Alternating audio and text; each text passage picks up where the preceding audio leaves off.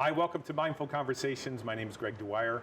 My guest today is Amber Rose Cox. She is an expert in emotional intelligence. Amber, thanks you for being on the television show today. Thank you for having me. Happy to be here. So tell me the story on how you got involved with emotional intelligence.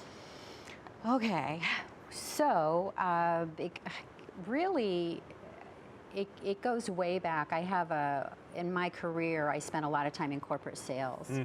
And I've always been fascinated with how people communicate. Sure.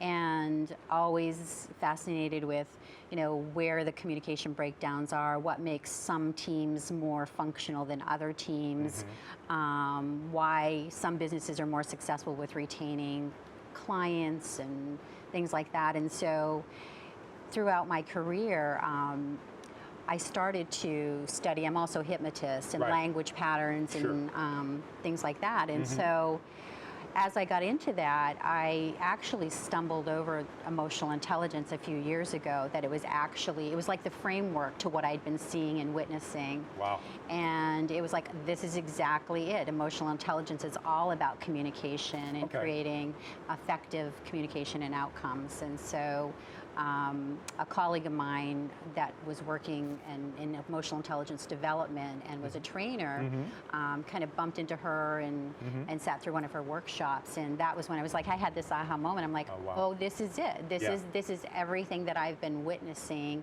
in my career about how to bring awareness to communication styles and create change so that people can actually get what they want or be heard or whatnot. And so I trained in it, got certified in it, researched it a lot, and started to implement that in my work by doing effective communication workshops, how to lead with effective communication and things along that line. So I did that kind of in a corporate setting for a while. Now, do corporations want to hear that? Do they want to listen to people talk about that rather than techniques that are scientific? What did you find? I think that it's such a huge, it's almost like a revolution out there right now. Okay. And there's a surgence of emotional intelligence and development, and how there's a ton of research out there. And I follow Daniel Goleman, who's a pioneer in the field. I read his book. Yeah. And how we can always improve our emotional intelligence. We're born, we have a certain IQ. Right. Doesn't change a lot, but we can develop the emotional intelligence, and that really is the defining factor between people that are really successful in life, professionally and personally, versus it can be a defining factor. So as far as corporations go, I think that any corporation that is really interested in investing in their people and wants to retain and loyalty and have better outcomes, and it affects the bottom line, absolutely would be interested in that. And there's a lot of top companies that have done emotional intelligence training out there. So well, let's back up. What exactly is it? Now, I read the book and it changed my life. What exactly is emotional intelligence? I mean, how would you define it? So emotional intelligence is really broken down into like 4 different categories or quadrants. So the first one is self-awareness. So that's really being aware of what's going on for me. Like, what am I feeling? What's happening when I'm in conversation, or if I get triggered by something, or I get stressed or whatever. So am I aware of it? So define a trigger. What exactly is a trigger if people are just watching this and they don't have so it could be, it could be a coworker that comes in and is doing something that could be annoying, or I feel like they're interrupting me, or maybe they talk too loud, or something like, something like that. Or they say something offensive. They say something offensive, or I perceive them as negative, or it could be anything like that that kind of starts to get me stressed out. Or it could be a situation like I have a really big workload, and I've worked in the medical field, so I see this, I feel like I'm fried, I can't handle any more, and you want me to do more, and so I start to get stressed. So it can be stimulated from somebody else, or just the demands and pressure of life, and even in a personal life, because we can think of all kinds of times where we start to get stressed and triggered. So the first component is just being aware of, oh, okay, I'm starting to get stressed or whatever that is that I'm feeling. And so you're aware of it. You know that it's going because on. that's the first thing is the awareness. Okay, so that's key. And yep, that's Okay, key. all right. And then the second one is self-management. Okay. So I want to manage that because I don't want it to become destructive to myself or anyone else, or it to get in the way of me solving the problem, or get in the way of my health, Right. where I'm stressed out all the time. So teach me that. I have a trigger or I have an emotional state. Maybe I get lost in the car or something's going on and I feel like I'm losing it, or I have this, like the amygdala. When I read the book, I was surprised about the amygdala. I didn't know about it, that this thing in my head The emotion center, yeah. is the emotional center. Before that, I got to be honest with you, I just thought I was crazy. But then when I realized that everyone has this fight or flight, and a lot of times it's not real, and when I read the book, I went, okay, now I know that I'm not strange. But something happens, I'm triggered, I have this emotional sensation. How do I calm myself down? What are some of the techniques that you would share with me? Or, Sure. Yeah, what would you do? And there are several quick techniques that you can do. Okay. And the first one is just being aware of it. Yep. And then a second one might just to be okay, and just to start doing some deep breathing, some calm, relaxing breaths. You could do that. That's very easy. You could do a couple of techniques of bilateral stimulation, if you're familiar with that. Yes, I do. It's a fancy word, but basically, you mentioned the amygdala. That's our emotion center. Yes. So what happens is, when we start to get like really stressed out, it weighs heavily on the amygdala. So what happens is you do something, an activity that's really quick, and what happens is your brain has to go to a different region of the brain to do that activity. So it could be as simple as passing something across the front of your meridian for a minute, and you can't feel the same way. It's not possible. I know that to be true. It could be doing something like picking a spot on the wall, or it could be the back of someone's head, or anything, and you just kind of breathe and expand in your peripheral and then bring it in and do that for about a minute. Those are really easy techniques. It's like a trance in a sense. So if you're staring at something and you're upset and you're staring at it and you bring your vision in and out, it's almost like you're breaking that pattern of anxiety, right? Right. It's like a pattern interrupt, but it does other things. If you're doing the breathing with it, the breathing calms you down, oxygenates your blood, and you release different hormones than when you're in that fight or flight, right? So instead of the cortisol, you're releasing oxytocin and serotonin when you bring oxygen into your body in an intentional way. And so it just kind of stops the decline, or you to feel further stressed. And you can't think correctly. At least I know from personal experience, when something happens, I don't want to be making a decision during that time. I mean, maybe I have to make a quick decision, like get out of the way of the boss, which is probably a good thing. But as far as like trying to figure out, well, what's my next move or what I'm going to do tomorrow, it's probably not a good time while that's happening, because I'm not thinking. I'm almost like not in my right mind. Right. So it's almost like the emotion is great, but when it takes over, sometimes it's not. So you have to have the logical brain too. So it's a way to kind of like I said, calm that down, so you're able to just kind of relax and think, okay, kind of take a pause. Yeah, it's almost like you're getting hijacked from your own self, right? It's like brain hacking. It's brain hacking. And there's science behind that. There's something called emotional brain training. Oh, and tell me about that. And there's tons of techniques that people can use. There's a woman named Laura Meltner, and I believe she's at UCLA, or was at UCLA or Stanford. Could Google it and find her, but she has over 20 years of studying neuroplasticity, how we wire our brain, how we respond. And so her work has showed, and she worked with people that had severe addiction, impulse control, anxiety, and what she actually found is that what happens is when you're feeling really good and everything's okay, you're more at the frontal lobe of your brain. And then when you start to decline, or you're stressed, or you get grabbed, that actually you decline through, I think there's 5 regions of the brain, and the very bottom is like a very primal reaction where it's full-blown stress. This reminds me of Maslow's pyramid. You know, everybody starts off with this feeling of survival. Do I have food? Do I have water? Do I have clothes?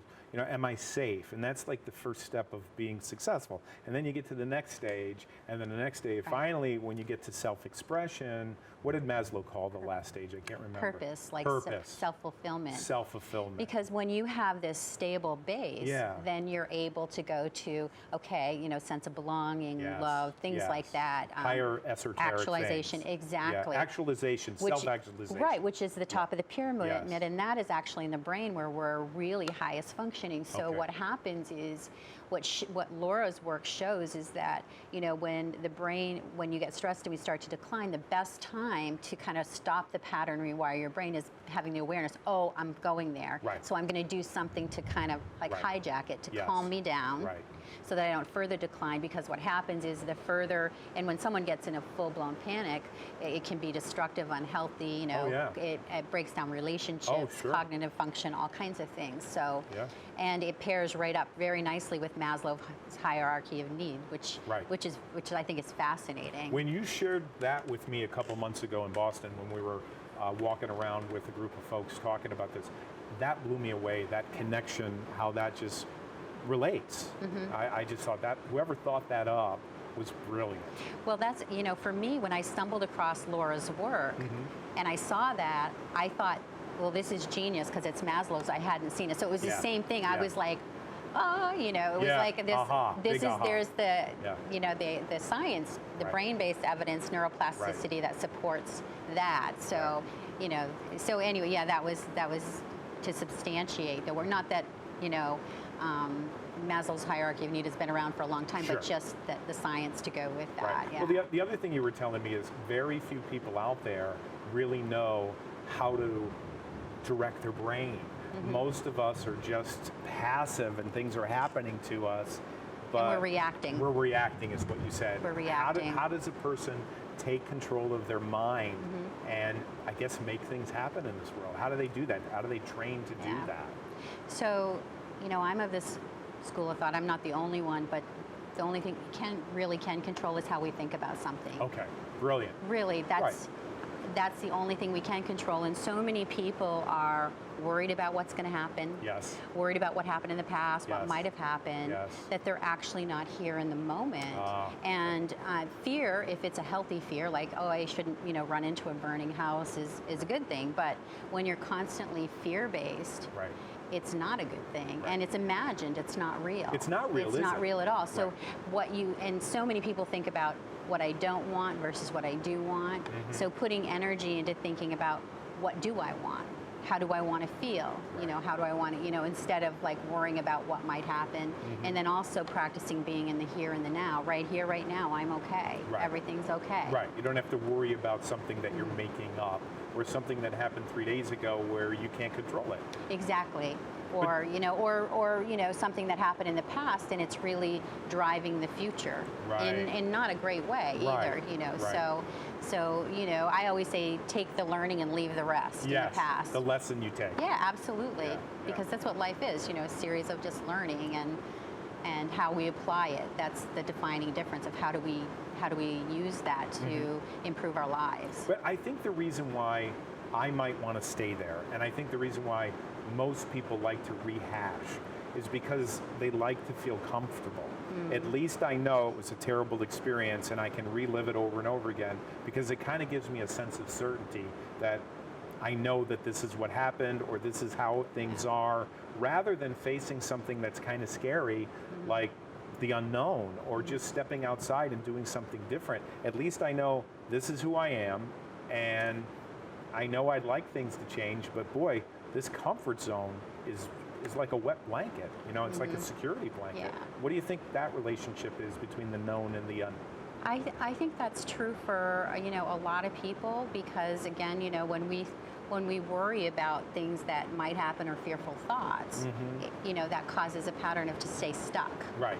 Instead of thinking, creating what we want or the change. And when does a behavior become so uncomfortable that you want to change it? Right. That it doesn't feel good for you anymore, that I'm not happy anymore, or I don't feel fulfilled, or I don't feel good about my life, So there's a huge currency that that you're paying for staying in a Yes. situation when you keep rehashing something that wasn't helpful. So, how do you reframe that and, learn from it and move on to apply it in your life in a way that's productive? Talk about reframe. I mean, I know a little bit about it, but what do you mean reframing the situation? What is that all about? It's just a way of looking at it differently, Okay. like something that happened. And, it's like, what is the positive thing that you can learn? Because everything that happens, you can take something away positive, Sure.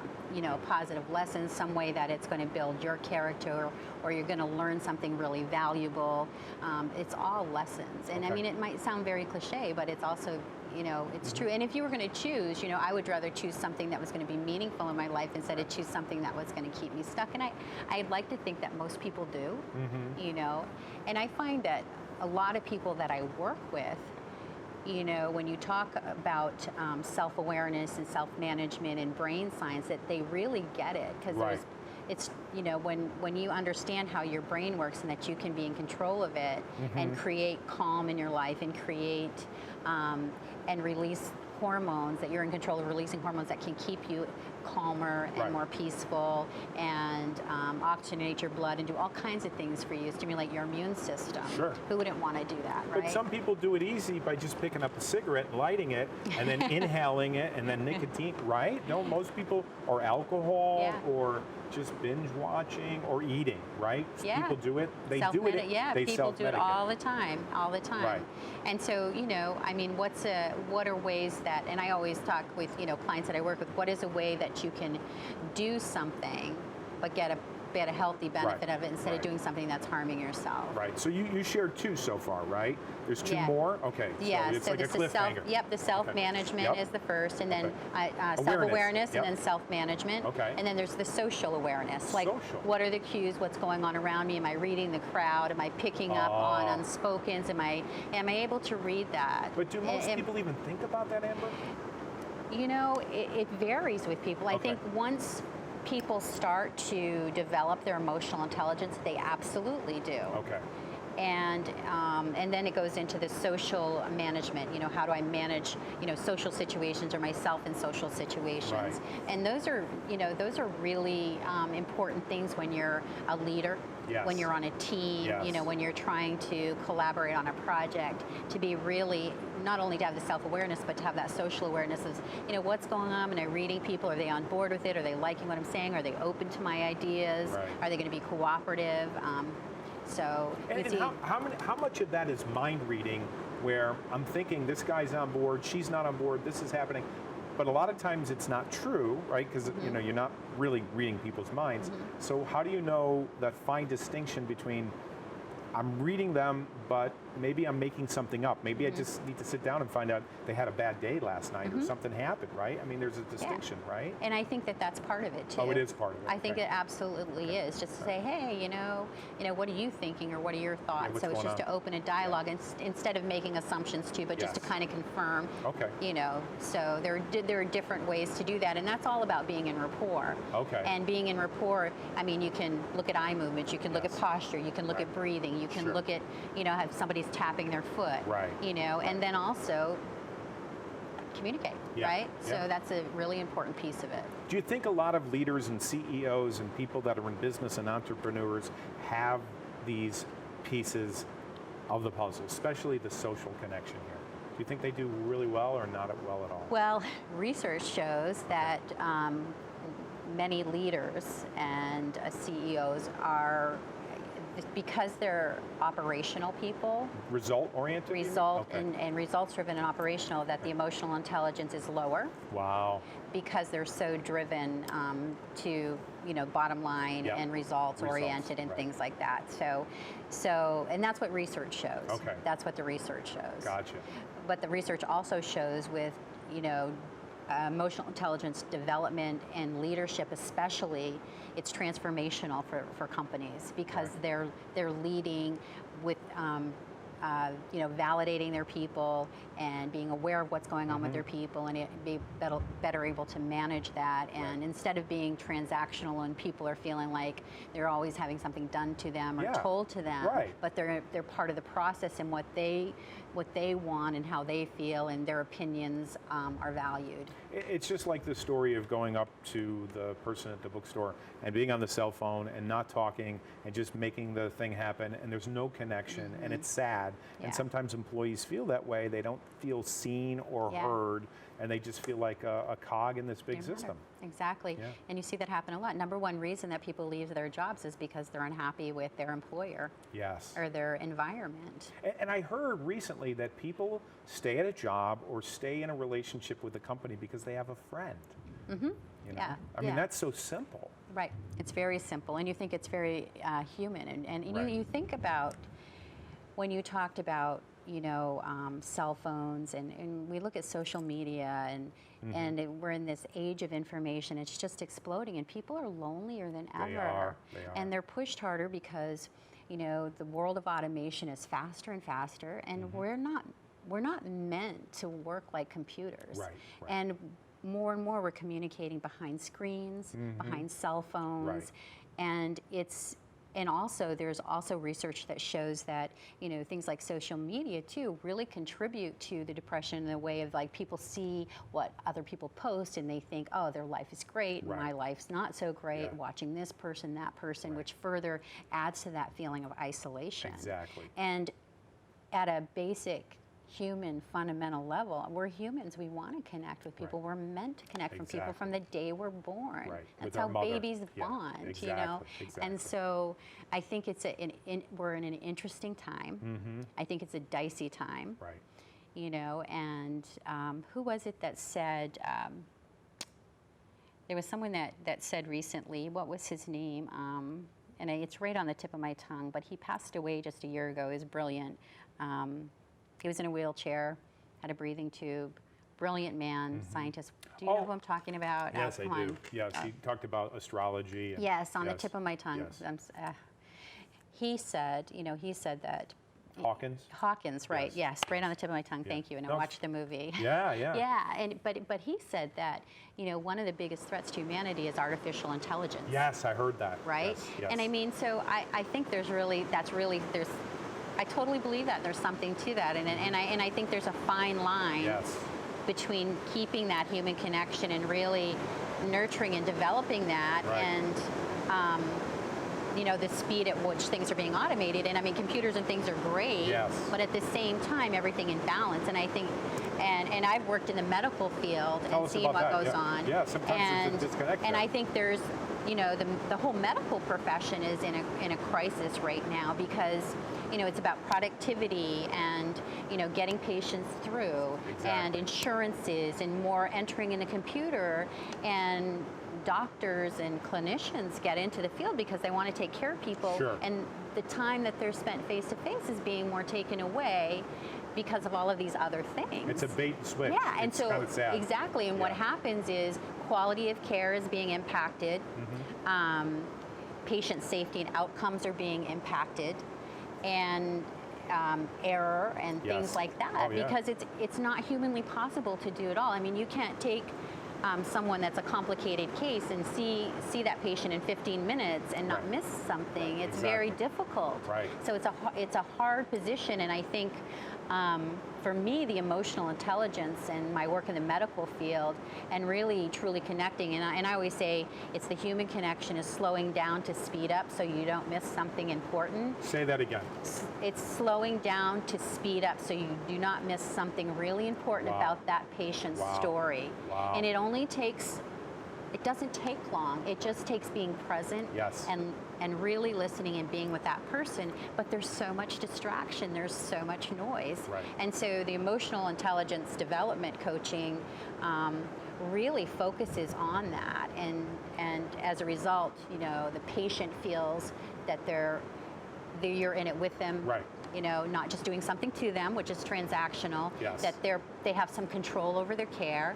And also, when you're connecting in a way that's authentic with somebody, Exactly. what happens is they feel that. And if something goes wrong, they're way more forgiving because not they're gonna sue. loyal. They see you Yes. as a person, They're right? connected to you, Yeah. yes. So it really it impacts so much. And also for the caregiver, it helps to bring back that joy because Wow. that's why they're in there. They actually have that moment where they're they're really with someone. I got to tell you, thank you so much for being on the show. I wish we had more time, Yeah. but believe it or not, we're actually out of time. Oh, that went by That fast. did. So we'll catch you next time Yeah. on Mindful Okay. Conversations After Hours. We're with Wonderful. Amber Rose Cox. Thank you so much. Thank you.